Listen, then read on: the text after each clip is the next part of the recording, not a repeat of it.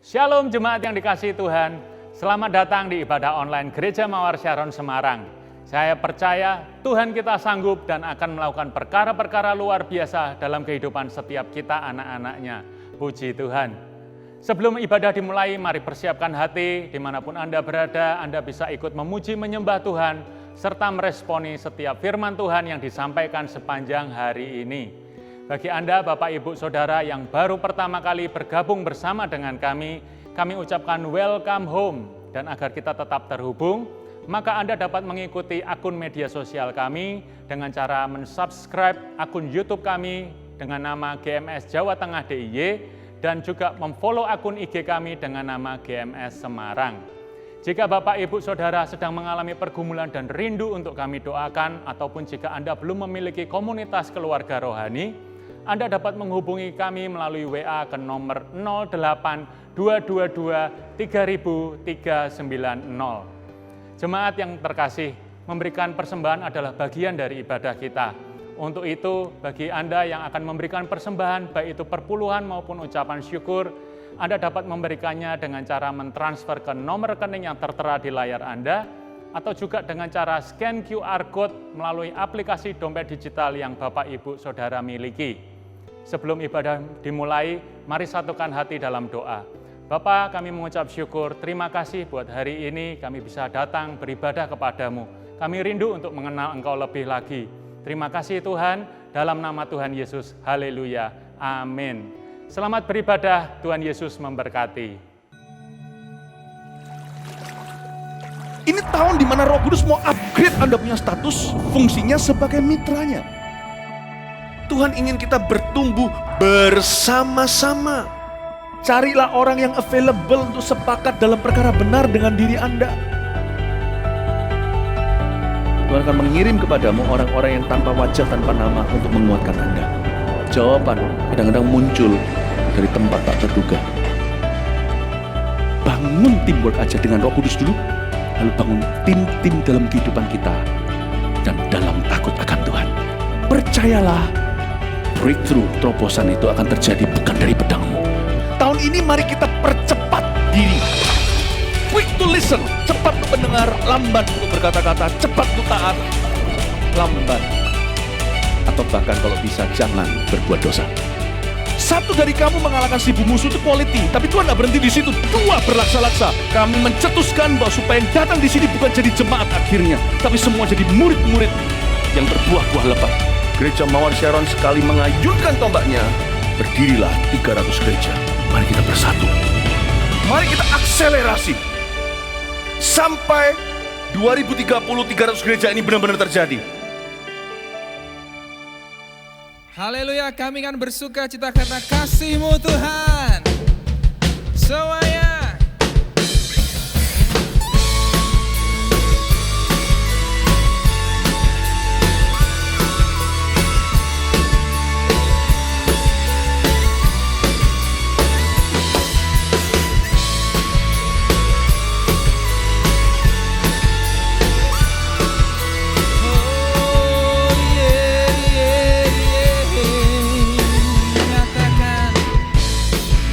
Besar kasih telah tercurah bagi dunia, karyamu, kasih-Mu yang termulia,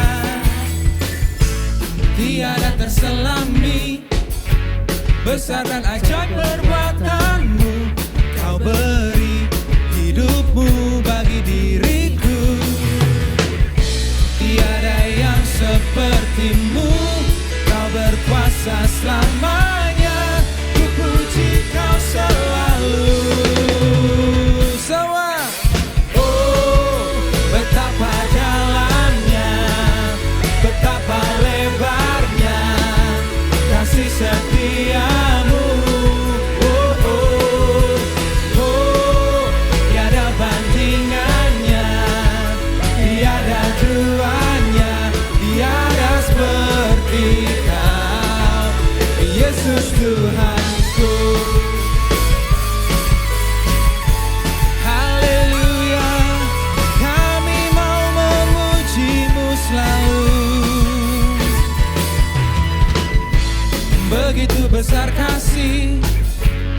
tercurah bagi dunia, karyamu, kasihmu yang termulia, tiada terselami, besar dan ajaib perbuatanmu kau beri. Haleluya Tuhan, nyatakan tiada yang sepertimu, kau berkuasa selamanya. Kami puji kau Tuhan. Oh, betapa jalannya, betapa lebarnya kasih setiamu. Oh, oh, oh, tiada bandingannya, tiada duanya, tiada seperti kau. Yesus Tuhanku, anugerahmu selalu baru. Amin. Tiada berkesudahan, semuanya bersuka cita. Yeay.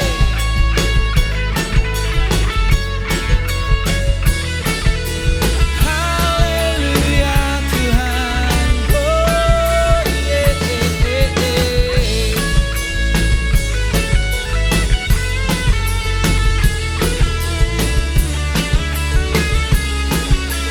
Mari nyatakan dengan segenap hatimu. Oh, betapa dalamnya, betapa lebarnya kasih setiamu. Oh, oh, oh, tiada bandingannya, tiada duanya, tiada seperti kau. Oh, betapa dalamnya, betapa lebarnya kasih setiamu. Oh, oh, oh, tiada bandingannya, tiada duanya, tiada seperti kau. Nyatakan, oh, betapa dalamnya, betapa lebarnya kasih setiamu. Haleluya. Amin. Tiada duanya, tiada seperti kau. Tiada seperti kau Tuhan. Tiada seperti kau Yesus. Tiada seperti kau Yesus Tuhanku. Oh, oh, oh, oh, oh, oh, oh. Haleluya. Oh, oh,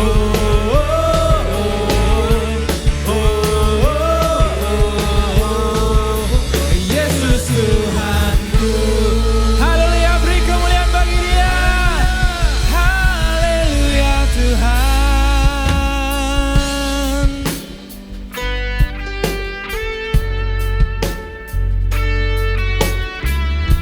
Oh, sungguh kau selalu ada.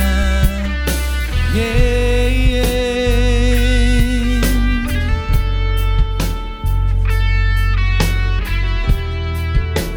Oh,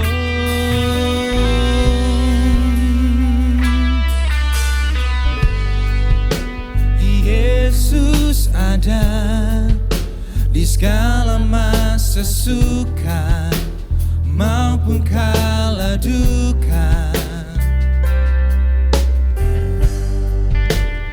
Yesus setia di saat kita setia maupun tak setia.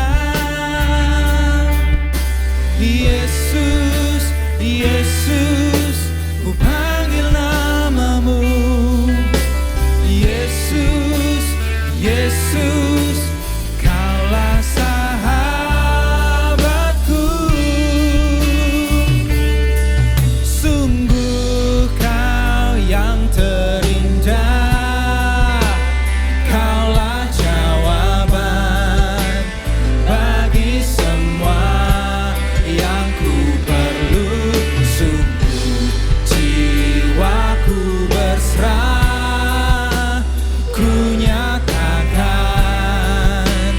Yesus, aku milik-Mu.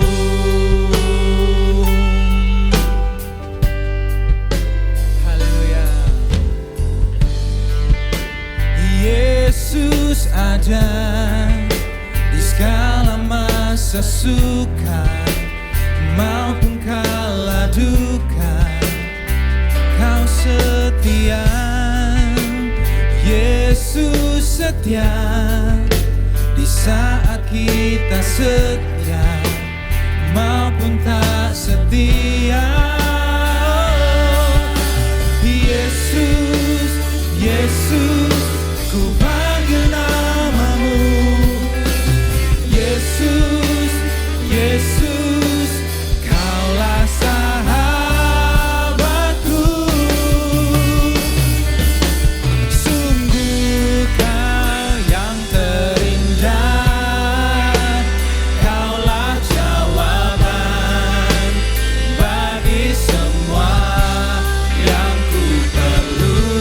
Sungguh jiwaku berserah, ku nyatakan Yesus, aku milik-Mu.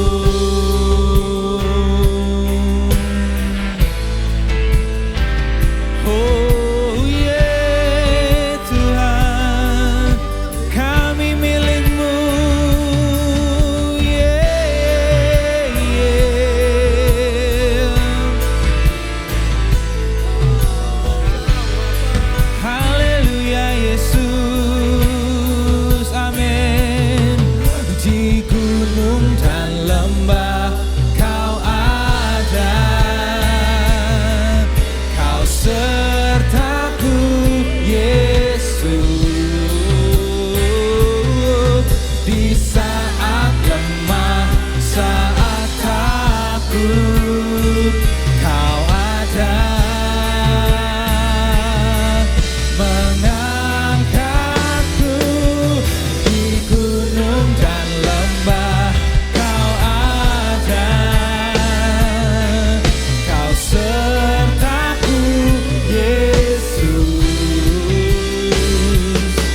Di saat lemah, saat takut, Kau ada mengangkatku. Yesus, Yesus, ku panggillah, kami panggil nama-Mu. Yesus, Yesus, Kaulah sahabatku. Sungguh Kau yang terindah, Kaulah jawaban bagi semua yang ku perlu. Sungguh jiwaku berserah, ku nyatakan Yesus, aku milik-Mu. Oh, haleluya Tuhan. Yesus, kami milik-Mu, kami milik-Mu. Kau selalu ada Tuhan. Oh, haleluya, haleluya. Kau selalu ada Tuhan.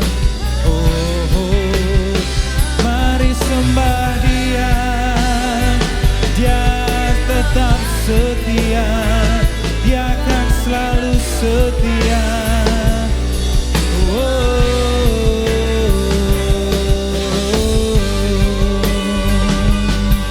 Haleluya Tuhan.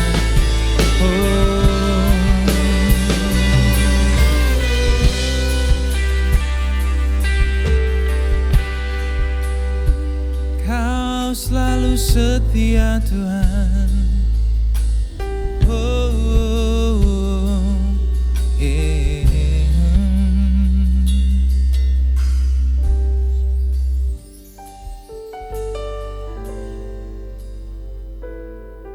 Engkau selalu ada Tuhan. Engkau selalu setia buat kehidupan kami Tuhan. Engkau tak pernah tinggalkan kami Tuhan.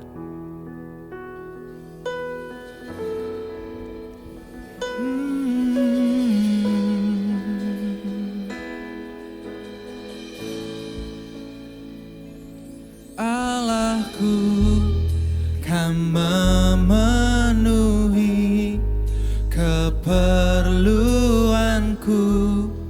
menurut kekayaan dan kemuliaannya.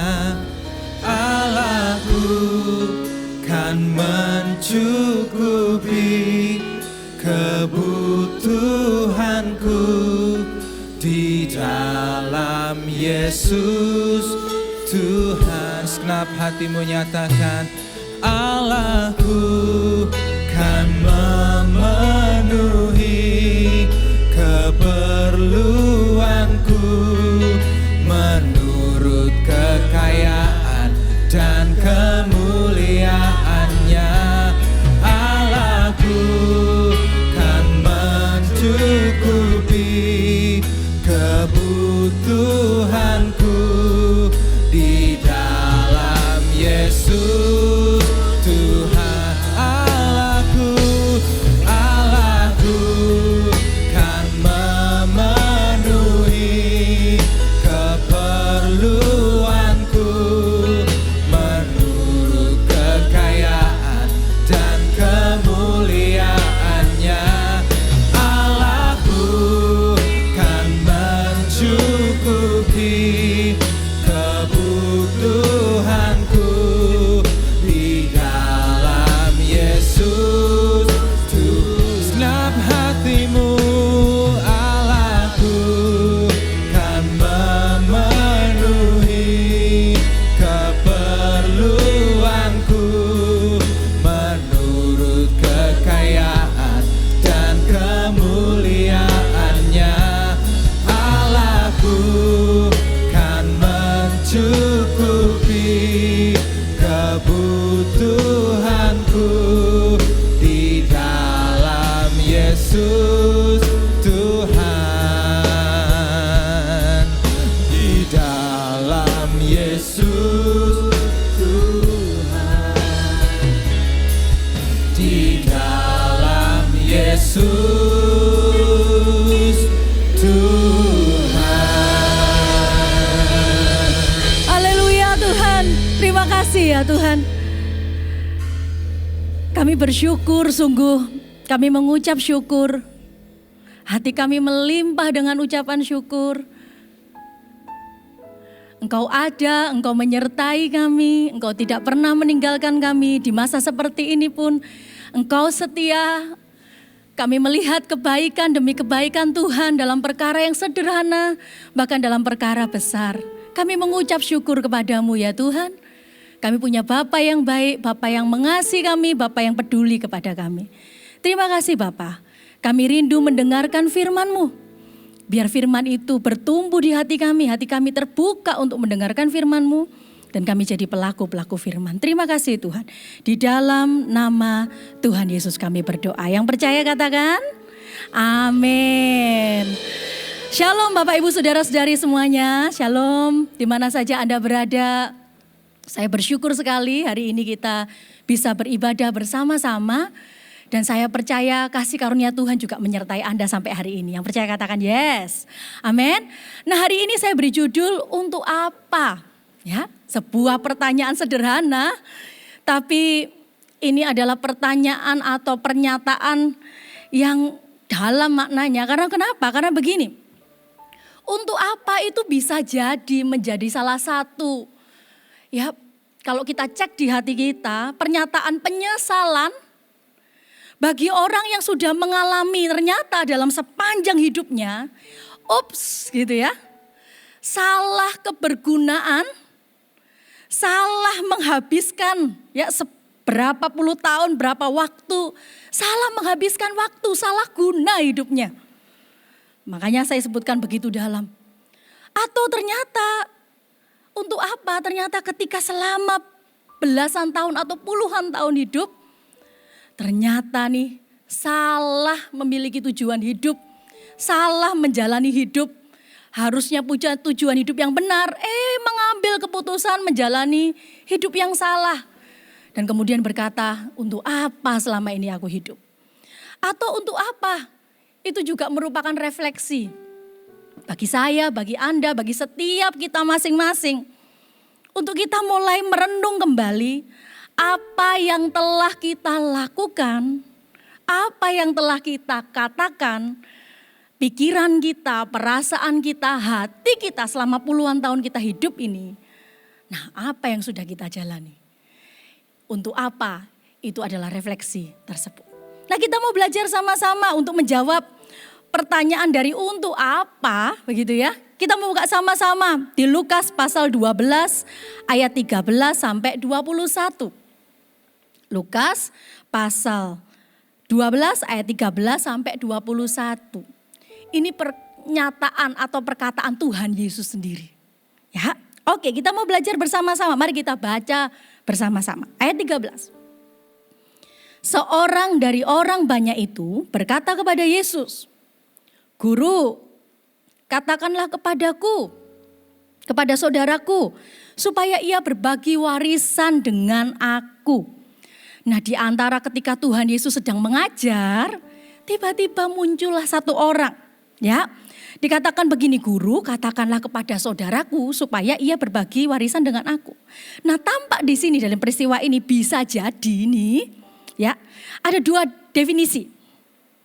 Yang pertama atau yang kedua? Definisi yang pertama, menurut sebagian orang nih, orang ini itu sedang istilahnya dijahatin. Orang ini orang tuanya sedang membagi warisan, dia merasa mendapat bagian yang tidak adil. Dia dicurangi begitu, sehingga dia merasa begini, dia minta keadilan. Dia datang kepada Yesus, ini versi yang pertama ya. Dia berkata, "Saudaraku harus bagi warisan dengan aku." Itu versi yang pertama. Tapi juga menurut sebagian orang lagi, ini versi yang kedua, itu berkata begini. Ya, dia punya saudara sulung yang lain, saudaranya sulung. Menurut adat Yahudi, kalau sulung itu dapat 2 porsi bagian. 2 bagian yang lebih banyak, sedangkan dia bukan sulung. Sehingga dia tidak dapat bagian sebanyak saudaranya. Dan kemudian dia berpikir, dia datang kepada Yesus, "Bela aku dong," begitu ya. Kenapa? Harusnya nggak bisa begitu dong. Ya, harusnya saya dapat yang lebih banyak dong, biar adil, biar rata begitu. Dan sebagainya. Atau mungkin bisa jadi dia itu pengen dapat lebih banyak lagi. Istilahnya karena dia pengen yang dia dapat sekarang ini sedikit sekali. Nah, dalam peristiwa ini, Bapak Ibu Saudara-saudari, Tuhan Yesus ini sedang tidak membahas soal warisan. Bukan ya, sama sekali bukan tentang warisan. Tapi sekarang ini Tuhan Yesus mengajarkan kepada saya, kepada Anda, kepada kita semua untuk waspada. Katakan sama-sama dengan saya, waspada. Ada bahaya yang mengancam, ini bisa mengintip di hati siapa saja, di pikiran siapa saja, termasuk saya, termasuk Anda, kita semua. Waspada terhadap yang namanya apa? Yang namanya ketamakan. Yuk katakan sama-sama dengan saya, ketamakan. Apa itu ketamakan? Ketamakan itu ini, keinginan untuk memiliki dengan berlebihan, lebih daripada Allah yang sudah sediakan sekarang. Jadi sudah punya, sudah ada sekarang, tapi pengen sesuatu yang lebih dari kemampuannya, lebih daripada apa yang dia miliki dengan secara berlebihan. Itulah ketamakan. Dan bisa jadi itu mengintai saya dan itu mengintai Anda juga. Dari sisi ini, keinginannya untuk mendapatkan warisan lebih, itu salah secara hukum. Dari sini keinginannya untuk mendapatkan juga bagian yang melebih daripada bagian yang seharusnya, itu juga dosa.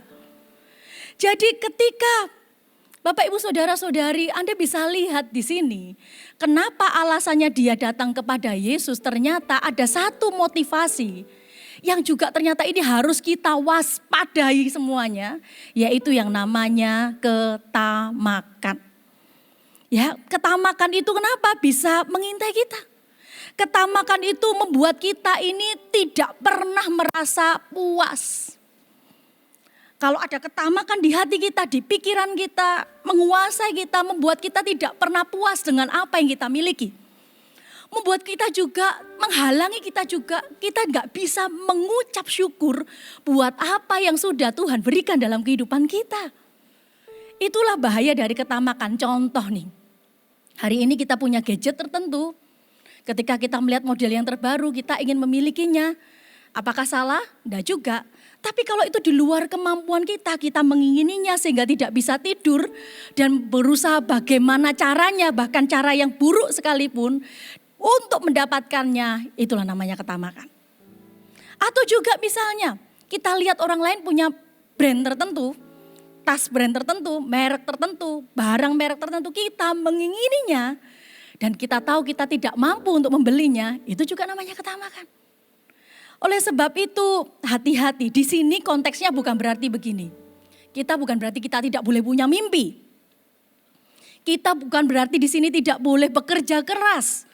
Bukan berarti kita tidak boleh sukses. Tapi ingat, tagline-nya di sini adalah waspada terhadap ketamakan.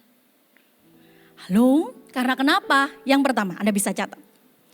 Ketamakan itu dapat menghancurkan makna hidup yang sebenarnya yang Tuhan rencanakan dalam kehidupan kita.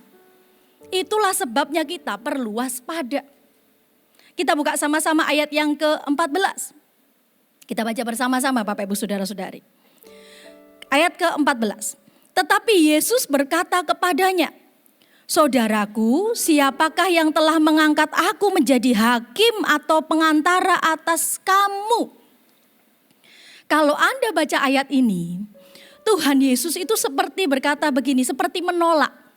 Kenapa Tuhan Yesus menolak? Karena begini, karena tujuan Yesus datang ke muka bumi bukan hanya mengurusin persoalan ketamakan, maksudnya menjawab atau meladeni ketamakan seseorang. Tuhan punya tugas yang lebih mulia daripada itu, untuk menyelamatkan yang terhilang, untuk menyembuhkan yang terluka, untuk memulihkan, untuk menyelamatkan orang dari dosa. Bukan untuk memuaskan orang yang hari itu sedang dipenuhi dengan yang namanya ketamakan. Bukan untuk itu tujuan Tuhan datang.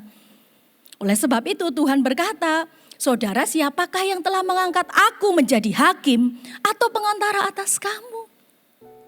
Bapak Ibu Saudara-saudari, kalau Anda lihat di sini, karena kenapa? Karena gini, ingat ini baik-baik. Prinsip kerajaan Allah itu berbeda sekali dengan cara pandang dunia. Sehingga kalau kita baca Alkitab, kita baca firman Tuhan, terus kemudian kita merasa, aduh gak masuk akal ini. Gak bisa saya terima ini, hati saya bergejolak, ada perlawanan membuat saya, aduh ini bukan saya banget ya. Bukan gue banget gitu begitu kalau Bapak Ibu Saudara. Karena kenapa? Memang cara pandang kerajaan Allah memandangnya nilai-nilai kerajaan Allah dengan apa yang dunia pegang, apa yang orang percayai itu berbeda. Lalu Bapak Ibu Saudara-saudari, dia berpikir begini, kalau dia jadi murid Kristus, Tuhan pasti bela saya nih. Kalau saya ini jadi ikut agama percaya Yesus, maka Tuhan akan memberikan warisan itu yang jadi bagian saudaranya menjadi milik saya. Bapak Ibu Saudara-saudari, salah. Keliru dia.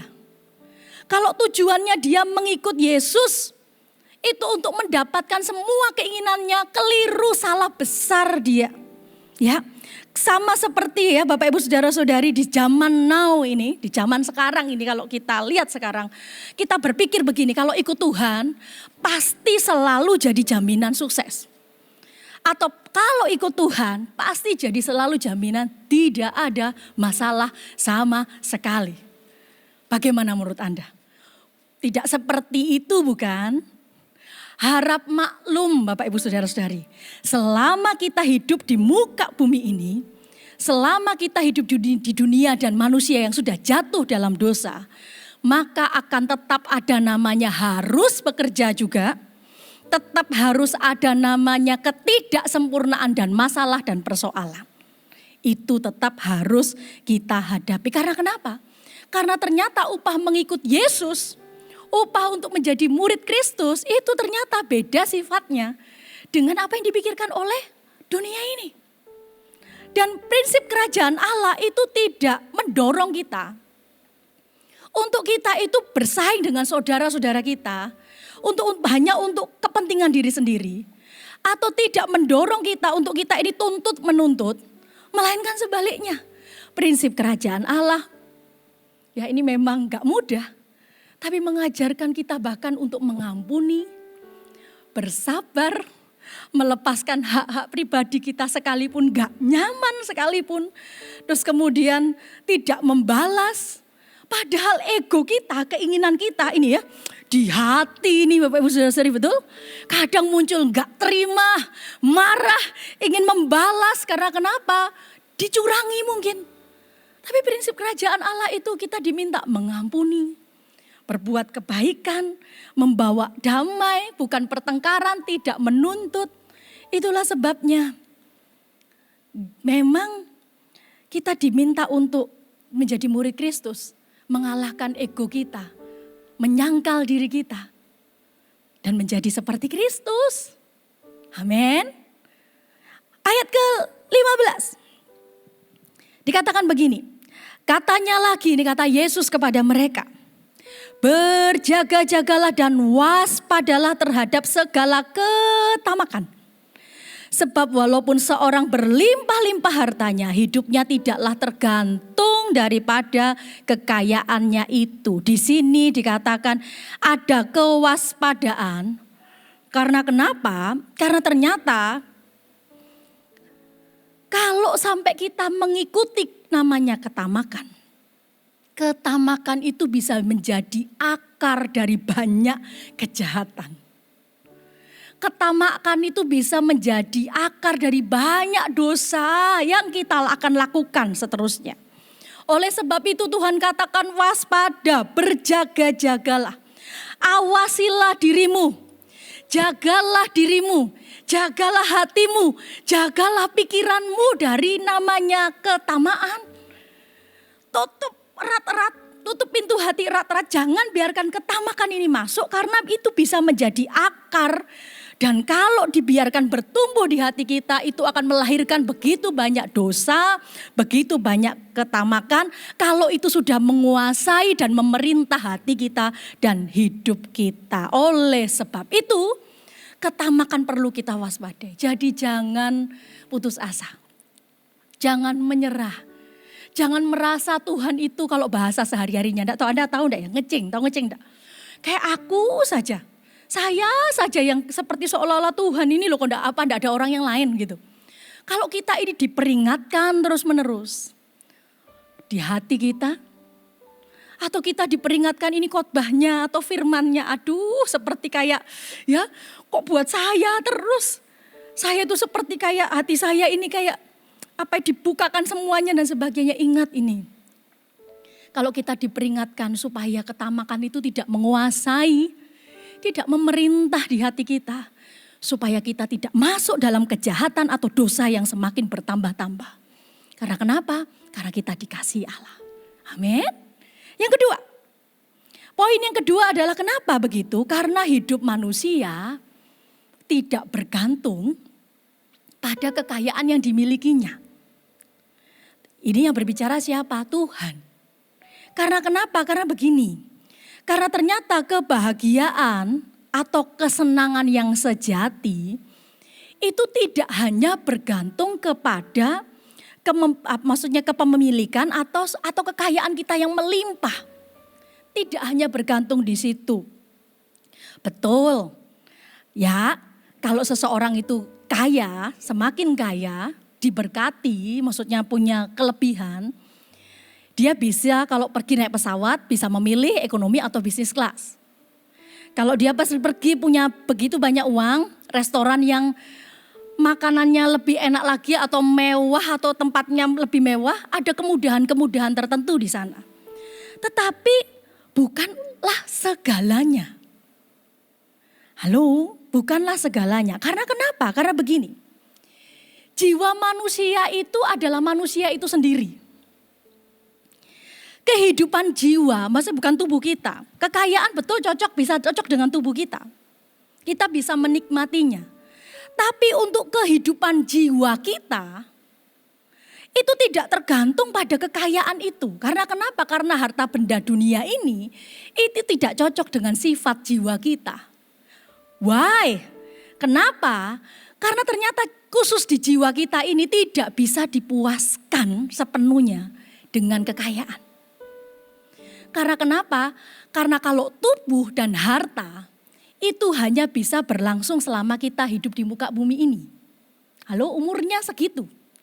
Ada umur 70 tahun, ya usianya segitu. Tapi jiwa kita ini umurnya lebih lama.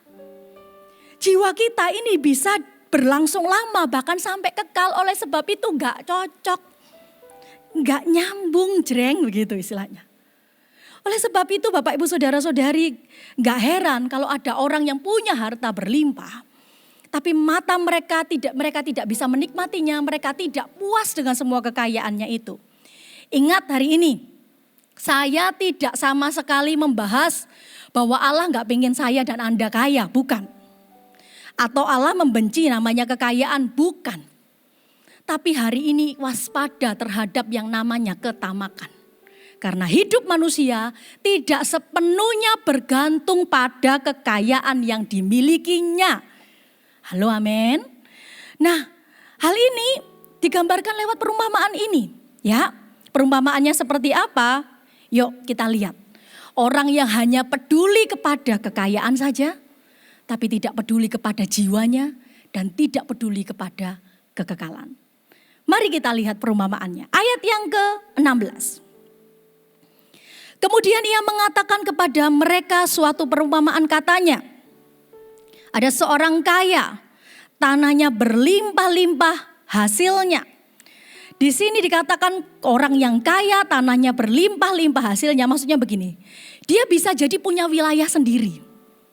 Dia bisa jadi seperti orang yang raja kecil, maksudnya punya bagian wilayah sendiri. Atau kalau zaman now kita sebut dengan sultan, istilah sultan, tahu? Atau istilah crazy rich gitu ya. Karena kenapa? Kaya. Kekayaannya berlimpah-limpah, dikatakan berlimpah berarti memang dia sangat kaya raya. Ya. Seperti itu. Di zaman kita mungkin bisa disebut zaman now itu sultan atau crazy rich begitu, karena saking bingungnya sampai karena hartanya begitu banyaknya. Nah, kemudian bukan berarti kalau Anda lihat di sini orang yang sudah punya banyak harta itu selalu bisa puas, belum tentu loh. Biasanya siapa saja, mau dia kaya atau tidak, biasanya siapa saja orang itu kalau sudah punya, pengen punya lebih lagi.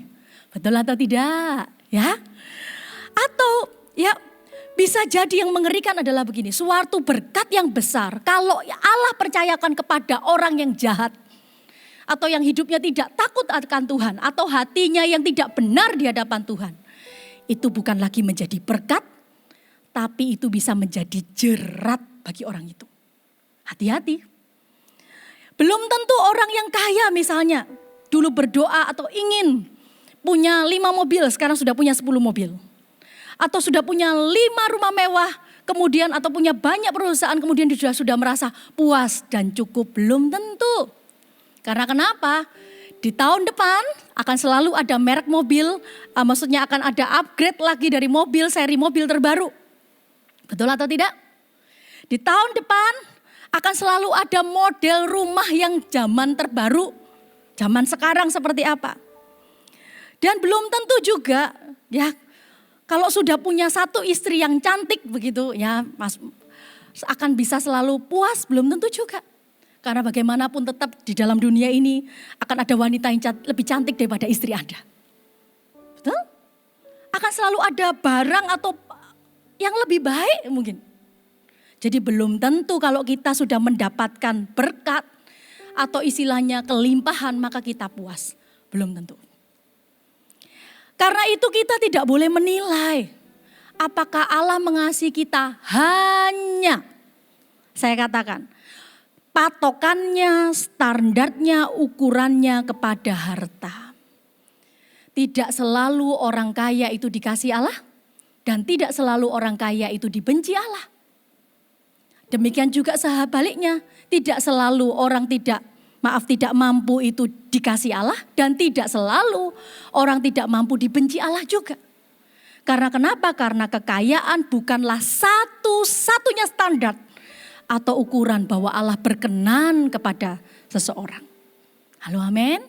Oleh sebab itu poin ketiga, mengucap syukur itu mengalahkan kekhawatiran. Dan wujud ucapan syukur adalah kita berbuat kebaikan. Mengucap syukur mengalahkan kekhawatiran. Poin yang ketiga, wujud ucapan syukur adalah berbuat kebaikan. Ayat 17 kita baca.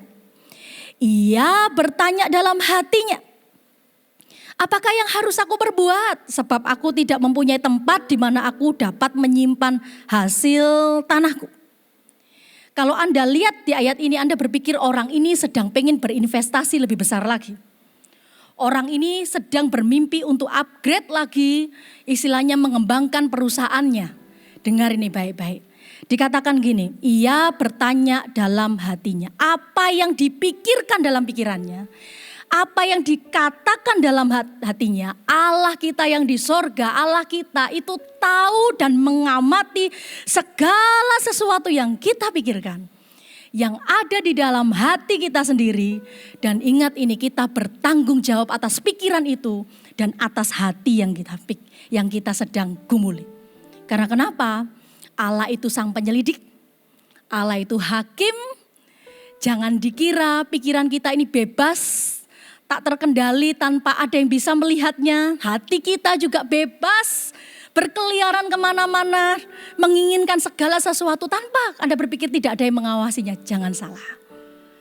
Allah tahu jauh kedalaman hati kita dan pikiran kita yang tersembunyi sekalipun kita berpikir orang tidak ada yang tahu. Bapak Ibu Saudara-saudari, Allah tahu apa yang sedang ia risaukan. Allah tahu apa yang sedang ia khawatirkan ketika ia melihat panen yang berlimpah-limpah. Ayo saya mau tanya nih, saya mau tanya kepada Anda. Kalau tiba-tiba nih, aloha, ini tiba-tiba ya Bapak Ibu Saudara-saudari. Kalau ada seseorang memenangkan undian dan hadiahnya itu miliaran, misalnya itu kan besar kan. Saya mau tanya, harusnya gimana dong?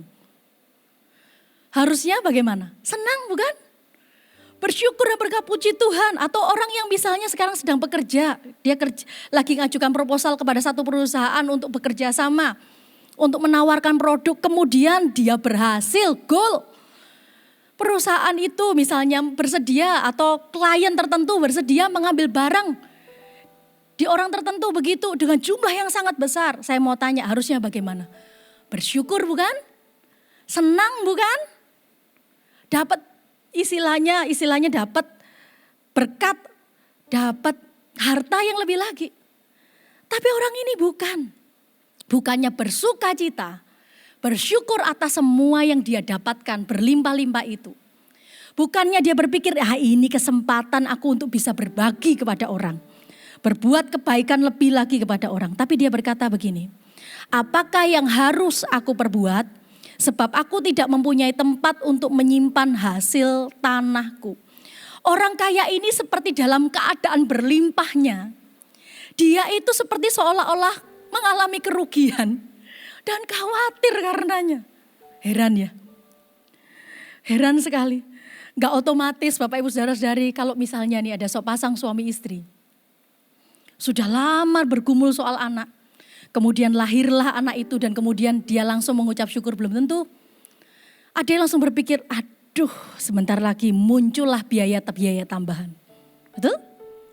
Atau bisa jadi misalnya ada seorang yang nabung sedikit demi sedikit untuk membeli sebuah rumah. Dia punya impian rumahnya tipe 45 mungkin begitu. Dan berhasil membeli rumah. Ketika dia masuk perumahan itu, masuk gerbangnya perumahan itu, lihat ada klaster baru perumahannya, ada rumah yang lebih besar daripada rumah yang dia mau beli. Dan kemudian dia masuk ke rumahnya dan dia melihat kok rumahku lebih kecil. Bisa jadi dia tidak lagi mengucap syukur. Padahal dia sudah mendapatkan rumah impiannya, rumah yang diinginkannya. Jadi belum tentu dalam keadaan diberkati atau berlimpah kita ini bisa mengucap syukur. Belum tentu. Karena mengucap syukur itu adalah keputusan kita. Wujud kita berterima kasih akan kebaikan Tuhan. Orang ini dalam kekayaan berlimpah-limpah, dia seperti menderita kerugian. Rasa khawatir itu yang menggelisahkan itu muncul akibat apa? Kelimpahan yang tidak disyukuri. Dan ini merupakan kesalahan umum yang dibuat oleh orang-orang yang berkelimpahan tapi tidak bisa mengucap syukur. Sehingga menimbulkan rasa khawatir yang berlebihan. Kenapa? Dia bingung, ini mau ditaruh di mana? Ini bagaimana, apa yang akan terjadi? Bahkan mungkin gak bisa tidur. Apa yang diperbuat dengan harta yang dimilikinya, diapakan ini? Orang itu mengeluh di perumpamaan ini sambil berucap, apa yang harus aku perbuat? Ayat berikutnya, ayat ke-18. Lalu katanya, inilah yang akan ku perbuat. Aku akan merombak lumbung-lumbungku dan aku akan mendirikannya lebih besar dan aku akan menyimpan di dalamnya segala gandum dan barang-barangku. Apa ada yang salah dengan kalimat ini? Ada. Dalam perkataan ini ada begitu banyak, maaf istilahnya adalah kebodohan demi kebodohan yang akan dia lakukan dan yang dia pikirkan. Ayo ini juga bisa menjadi awasan buat kita. Jangan sampai apa yang dialami, apa yang dipikirkan orang ini yang adalah disebut kebodohan itu juga kita alami. Yang pertama, apa itu? Yaitu begini. Kebodohan yang pertama adalah dia menjadi pemilik sepenuhnya atas segala sesuatu yang dimilikinya. Dikatakan begini di ayat ini. Dikatakan aku akan merombak lumbungku, aku akan mendirikan yang besar dan dalam segala gandum dan barang-barangku. Semuanya punyaku. Ingat ini. Semua yang kita hari ini punya. Itu adalah pemberian dari Allah. Semua yang kita punya, kita ini adalah hanya pengelola. Kita ini adalah bendahara kepercayaan Allah. Semua yang kita punya, bahkan hidup yang kita punya, semua anak, istri, ya suami, kekayaan, pelayanan, rumah, pekerjaan, semua yang kita punya adalah kepercayaan yang Tuhan berikan kepada kita. Tetapi ingat pemiliknya satu-satunya hanyalah Tuhan saja. Itu yang harus tetap kita ingat. Dan orang ini lupa. Dia berkata semua adalah milikku, bukan miliknya Tuhan. Yang kedua adalah kebodohan apa yang dia katakan, yang dia ucapkan, yang dia pikirkan adalah semua bagi dirinya sendiri. Dia berpikir dia menimbun semua harta yang ia miliki. Dia berpikir dia menaruhnya, dia akan menyimpannya, dia mengelola dengan baik, dia akan taruh semuanya di sana. Tidak ada dalam pikirannya untuk dia berbagi kepada orang yang kekurangan, orang yang miskin. Tidak ada berbagi mungkin kepada keluarganya. Tidak berpikir untuk apapun, dia tidak berpikir untuk menabur kepada yang lain. Dia hanya berpikir semua untuk aku, dan aku. Bapak, Ibu, Saudara-saudari, belum tentu kalau kita ini dalam keadaan kaya, maka langsung otomatis menghasilkan yang namanya kemurahan hati. Belum tentu kalau kita dalam keadaan yang kita punya banyak, maka kita berbuat kebaikan bagi orang lain. Belum tentu. Jadi kalau kita mau bermurah hati, kalau kita mau melakukan kebaikan bagi orang lain, jangan tunggu kalau misalnya saya lebih kaya, saya lebih diberkati, saya tunggu gaji saya lebih naik lagi, jangan tunggu itu. Karena kenapa? Karena kemurahan hati, berbuat baik kepada orang lain itu adalah keputusan kita untuk menjadi berkat bagi orang lain. Dan itu merupakan wujud ucapan syukur kita kepada Tuhan yang memberikan kebaikan demi kebaikan dalam kehidupan kita. Halo, amin. Yang berikutnya yang kebodohan apa? Yaitu yang dia miliki, dia tidak mempersiapkan diri. Pikirannya melayang-layang. Bukan berarti kita tidak boleh bermimpi, tidak boleh punya visi, bukan. Tapi dia tidak antisipasi, dia pikir pokoknya selalu hidup itu untung, baik, gak ada ruginya, pokoknya selalu dalam keadaan yang baik. Ingat peristiwa tentang Yusuf di Mesir. Ada 7 tahun kelimpahan tapi juga ada 7 tahun kelaparan. Siapa yang menyangka, Bapak Ibu Saudara-saudari, tahun 2019 perekonomian negara kita mengalami perekonomian yang bagus pertumbuhannya. Siapa menyangka setelah 1 tahun mengalami itu di akhir tahun 2019 pandemi ada. Sehingga di tahun ini siapa yang menyangka, siapa yang mengantisipasi akan adanya pandemi. Sehingga perekonomian kita di tahun ini menjadi semakin minus dan kemudian kita masuk namanya resesi. Siapa yang menyangka? Oleh sebab itu kita tidak pernah tahu. Sehingga kita perlu bijaksana dan kita perlu mengandalkan Tuhan. Yang mau katakan yes, yang mau katakan amin. Yang berikutnya kebodohan apa? Dia berpikir kebodohan ini adalah kekayaan menjadi tolak ukur kekhawatirannya. Dia berpikir kalau dia semakin kaya, dia semakin berlimpah, maka dia tidak akan khawatir lagi. Ingat ini baik-baik. Cara Allah membebaskan kita dari kekhawatiran itu berbeda dengan cara manusia atau cara dunia dalam hal menghilangkan kekhawatiran. Cara Allah kalau menghilangkan kekhawatiran yang berlebihan pasti akan berhasil. Katakan sama-sama dengan saya, cara Allah pasti akan berhasil.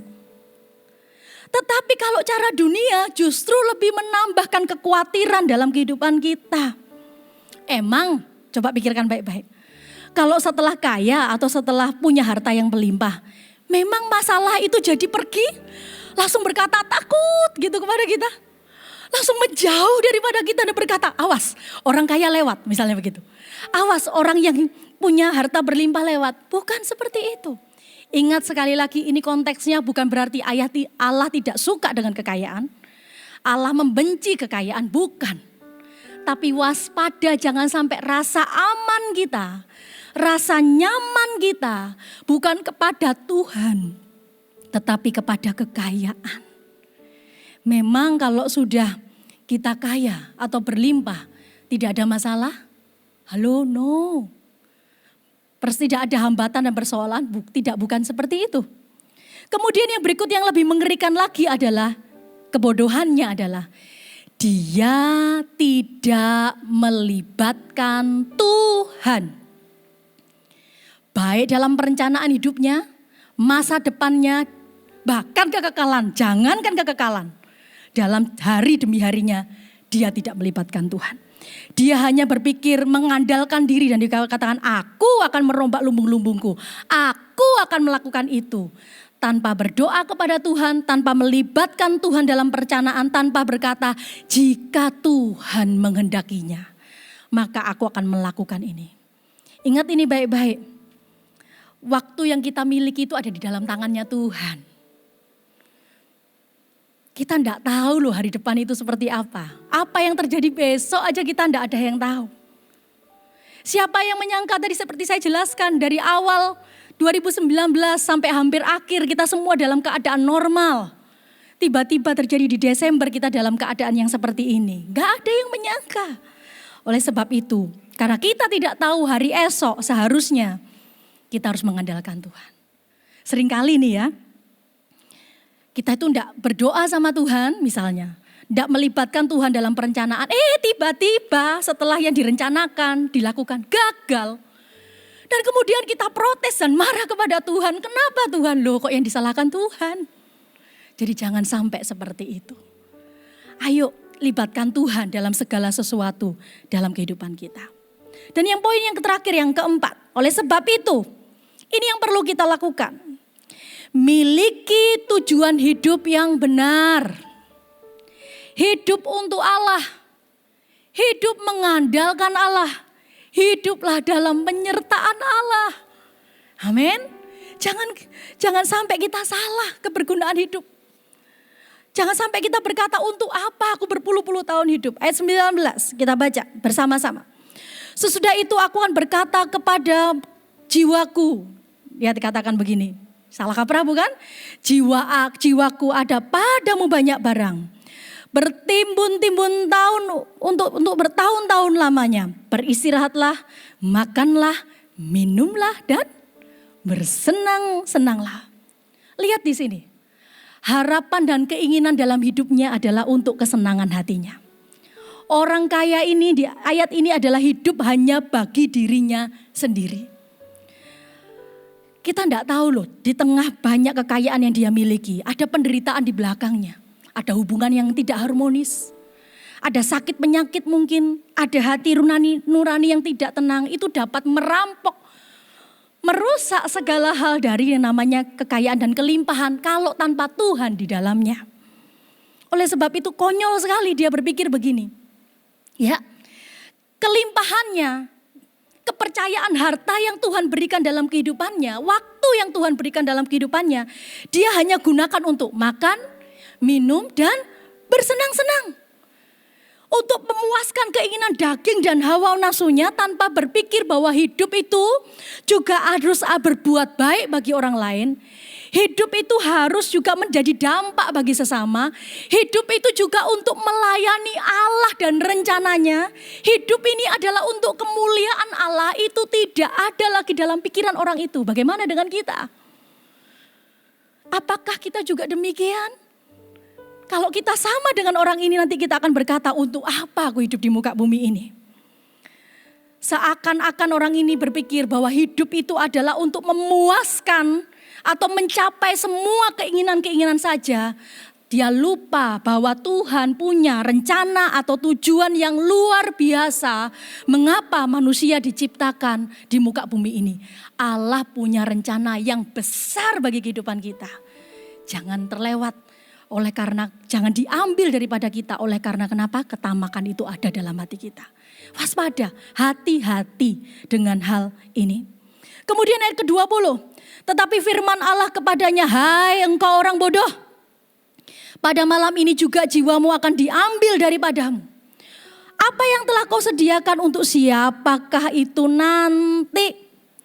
Ya, ketika dia dalam keadaan nyaman, sudah dalam keadaan senang, tiba-tiba Allah menetapkan keputusannya, teng.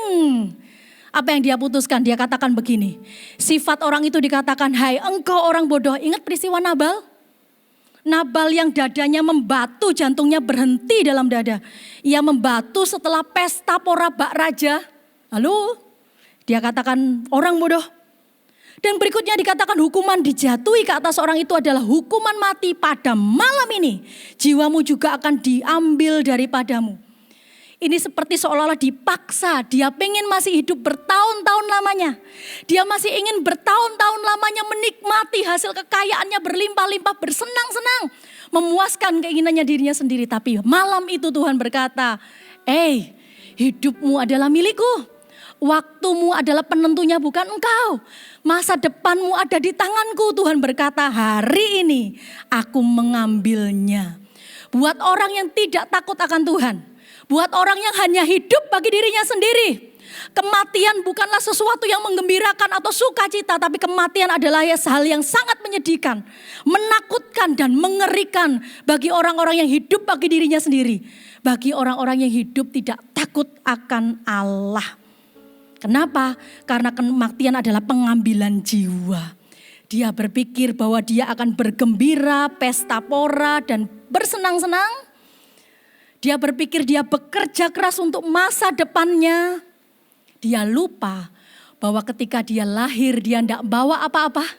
Dia lupa bahwa dia ketika dia pulang juga seharusnya tidak membawa apa-apa. Kalau hidup bagi diri sendiri, tidak melibatkan Tuhan, melupakan Allah dalam hidupnya, hati-hati. Dia tidak merasakan manfaat apapun dalam kehidupannya. Ayat yang terakhir. Demikianlah jadinya dengan orang yang mengumpulkan harta bagi dirinya sendiri, jikalau ia tidak kaya di hadapan Allah. Di sini dikatakan begini, orang ini dikatakan tidak kaya di hadapan Allah karena kenapa? Dia sama sekali tidak memikirkan Allah dalam hidupnya. Dia sama sekali jangankan mengandalkan Allah. Allah tidak ada dalam agenda hidupnya. Dia melupakan Allah, dia lupa ketika dia melawan Allah, dirinya sendiri akan ditolak. Dia lupa bahwa tubuh ini cuma sementara. Jiwa ini adalah kekal. Harta itu untuk tubuh. Tapi dia hanya memikirkan mengumpulkan harta untuk tubuh. Dia mengabaikan Allah. Dia mengabaikan rencana Allah, tujuan Allah yang menyatakan bahwa hidup di muka bumi untuk kemuliaan Allah. Di masa pandemi ini, setiap kita dituntut untuk bekerja ekstra. Betul? Ekstra waktu, ekstra tenaga, ekstra pikiran, ekstra kreativitas. Masa yang tidak biasa ini justru di masa seperti ingat. Justru di masa seperti ini kita butuh Tuhan. Kita butuh penyertaannya. Kita tidak bisa sendiri, kita butuh mengandalkan Tuhan. Yang menjadi kesalahannya yang paling besar adalah ini. Ya. Dia mengumpulkan segala sesuatunya, dia lupa mencurahkan waktunya, perasaannya, dia gunakan untuk mencari harta. Dia lupa harus ada waktu untuk beribadah kepada Allah, bersekutu kepada Allah, berdoa kepada Allah, melayani Allah, apalagi menyenangkan hati Allah dan berbuat kebaikan. Dia lupa akan hal itu. Dan kesalahan yang paling besar di atas semuanya yang saya sebutkan tadi, bahwa ia sama sekali tidak punya mimpi dalam pikirannya. Dia sama sekali tidak punya tujuan dalam kehidupannya. Dia sama sekali tidak punya keinginan, kerinduan dalam hatinya untuk kaya di hadapan Allah. Kaya dalam iman, kaya dalam kebaikan, kaya dalam kebajikan, kaya dalam mengasihi Allah, kaya dalam hidup takut akan Allah. Dia tidak punya kaya dalam kasih karunia, kaya dalam buah-buah kebenaran, kaya dalam anugerah Allah, kaya dalam karunia-karunia rohani. Dia tidak punya mimpi, tidak punya tujuan hidup seperti itu. Oleh sebab itu, ayat ini menjadi awasan bagi kita. Ingat di hidup yang sementara ini, sekalipun di masa termasuk masa pandemi ini, jangan sampai kita melupakan Tuhan. Kita mau berusaha untuk keluar dari masalah kita, memikirkan cara hanya untuk kaya saja. Tapi kita lupa, kita tidak mempersiapkan diri kita tidak membangun hidup kita untuk menjadi kaya di hadapan Allah. Halo Bapak Ibu Saudara-saudari, jangan sampai hanya untuk mengejar keinginan, hanya untuk sukses saja. Bukan berarti tidak boleh sukses. Tapi kalau sampai kita jadi melupakan Allah, kita tidak mau melayani Allah. Anda merasa saya tidak punya waktu untuk Tuhan. Saya tidak punya waktu untuk melayani Allah. Saya tidak punya waktu untuk beribadah. Halo Bapak Ibu Saudara-saudari, apa yang kau kumpulkan di muka bumi ini akan menjadi untuk apa? Apa yang kau lakukan di muka bumi ini untuk siapa? Dan bagaimana jiwamu dalam kekekalan nanti, untuk kehidupan kekal nanti? Mari kita hidup yang produktif bagi Allah, bagi keluarga kita, bagi sesama kita. Miliki tujuan hidup yang benar, hidup untuk Allah, apalagi di masa seperti ini. Hidup mengandalkan Allah, hidup dalam penyertaan Allah. Ingat, Tuhan harus menjadi yang utama di hidup kita. Dia adalah tujuan hidup kita. Maka Anda akan melakukan yang terbaik, menjadi suami yang terbaik, menjadi ibu yang terbaik, menjadi istri yang terbaik, menjadi pengerja yang terbaik, menjadi pelayan Tuhan yang terbaik. Justru harusnya itulah menjadi motivasi kita. Sehingga kita bisa menjadi mau lebih sukses, mau lebih diberkati. Karena kenapa? Karena kita mengasihi Allah dan mau dipakai oleh Allah. Amin. Mari kita berdoa bersama-sama. Terima kasih ya Tuhan. Mengucap syukur buat kebenaran firman-Mu. Bersyukur kami punya Bapa yang baik yang selalu terus mengingatkan kami. Tidak putus asa memberikan kesempatan kepada kami. Tidak berputus asa untuk setia menyertai kami, mengingatkan kami bahwa hidup kami ini berharga. Jangan sampai ada penyesalan demi penyesalan dalam hidup kami dan kami berkata untuk apa kami hidup. Tapi justru kami hidup, kami mengerti hidup ini berharga. Pemilik kehidupan kami adalah Tuhan. Dan hidup ini adalah kesempatan untuk kami memberi yang terbaik, menjadi yang terbaik, menjadi ayah yang terbaik, menjadi suami yang terbaik, menjadi istri yang terbaik, menjadi ibu yang terbaik, menjadi pelayan Tuhan yang terbaik, menjadi pelayan Allah yang terbaik. menjadi saudara yang terbaik bagi orang lain. Karena kami hidup untuk Tuhan. Terima kasih buat kesempatan ini ya Tuhan. Thank you Jesus. Bapa, Kau setia. Bapa, Kau mulia. Tenanglah jiwaku, Aman bersamamu.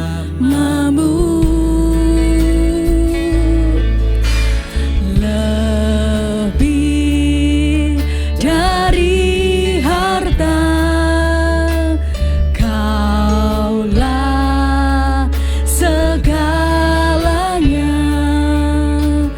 Tenanglah jiwaku alam hadirat-Mu. Kau tunjukkan kasih setiamu, Kau menyediakan yang ku perlu. Kau setia, Kau mulia, dulu, sekarang, dan selamanya. Kau tunjukkan kasih setiamu, Kau menyediakan yang ku perlu. Kau setia, Kau mulia, Bapa, Kau setia. Kita ulangi lagu ini dari awal. Kita percaya kita punya Tuhan yang setia. Bapa, Kau setia. Bapa, Kau mulia. Tenanglah jiwaku, damai bersamamu.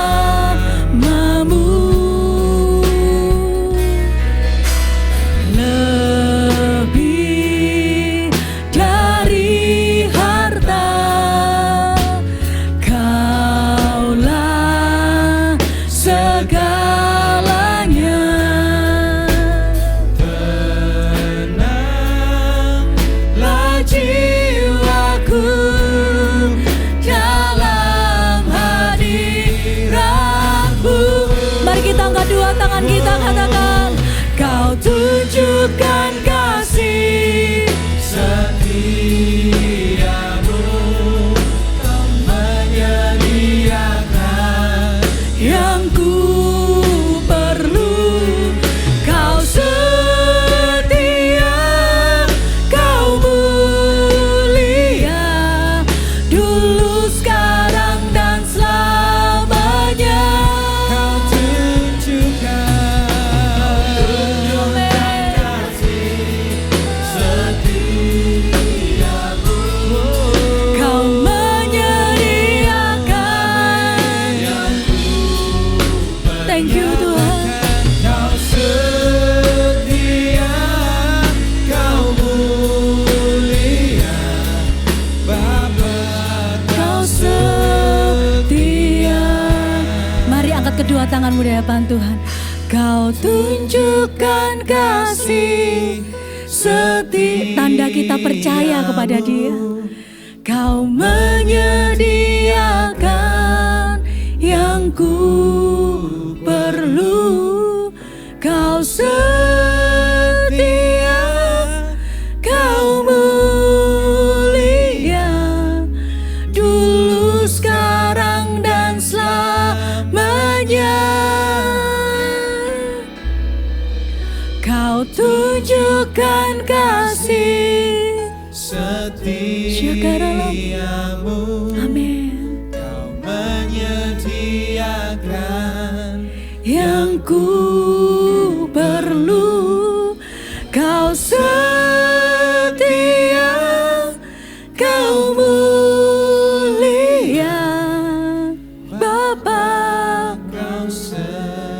Biar musik saja mengalun dengan lembut. Bapak Ibu Saudara-saudari, taruh tangan kananmu di dadamu seperti ini. Tenanglah jiwaku, tenanglah jiwamu. Di tengah badai, di tengah kondisi yang tidak mudah, tenang. Tidak boleh sampai kekhawatiran yang berlebihan atau ketamakan. Tuhan katakan waspada terhadap semuanya itu. Sehingga menghalangi itu membuat kenapa? Kalau sampai itu hati kita dipenuhi seperti itu membuat kita tidak bisa mengucap syukur.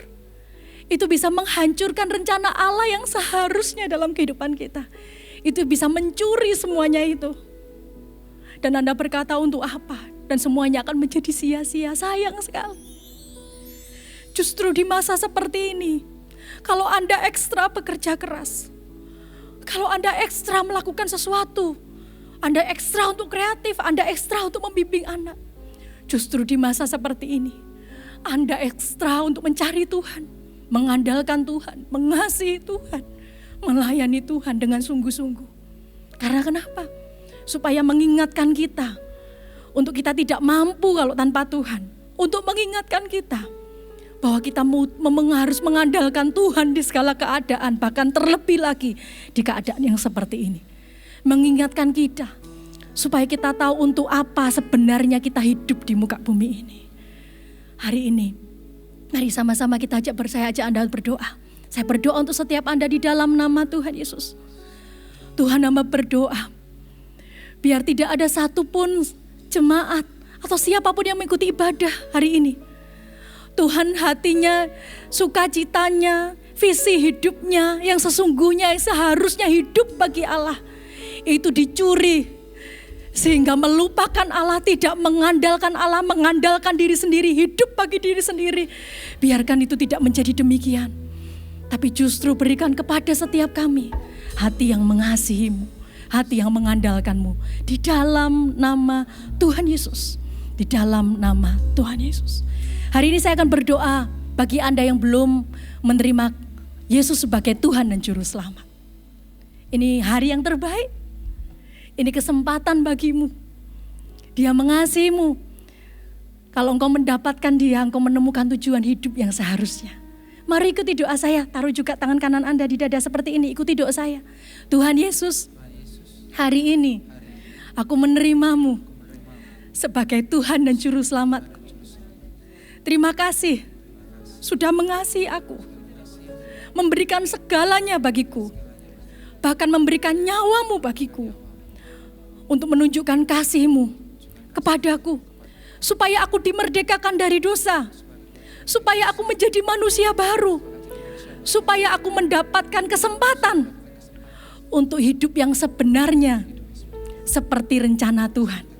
Terima kasih Tuhan, jadilah Tuhan, jadilah Raja di hidupku, ampuni aku orang yang berdosa ini.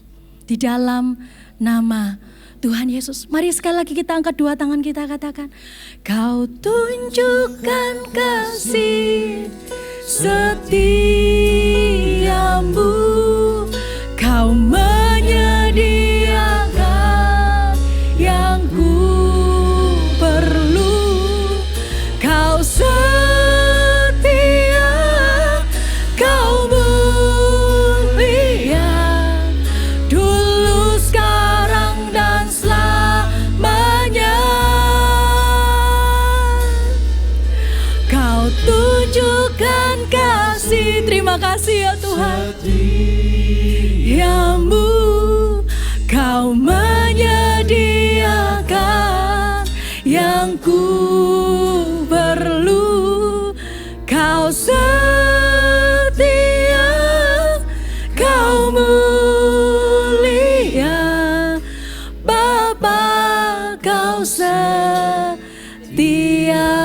Mari sekali lagi yang kedua tanganmu, terimalah doa berkat ini, berkat yang terbaik ini, yaitu penyertaan Tuhan, tujuan hidup yang benar, hidup untuk Tuhan, hidup untuk mengasihi Allah, hidup dengan penyertaan Allah, hidup mengandalkan Allah. Itu ada atas kehidupan Bapak, Ibu, Saudara-saudari dimanapun Anda berada. Terima hari ini di dalam nama Tuhan Yesus. Yang percaya katakan, amin. Tuhan Yesus memberkati Anda.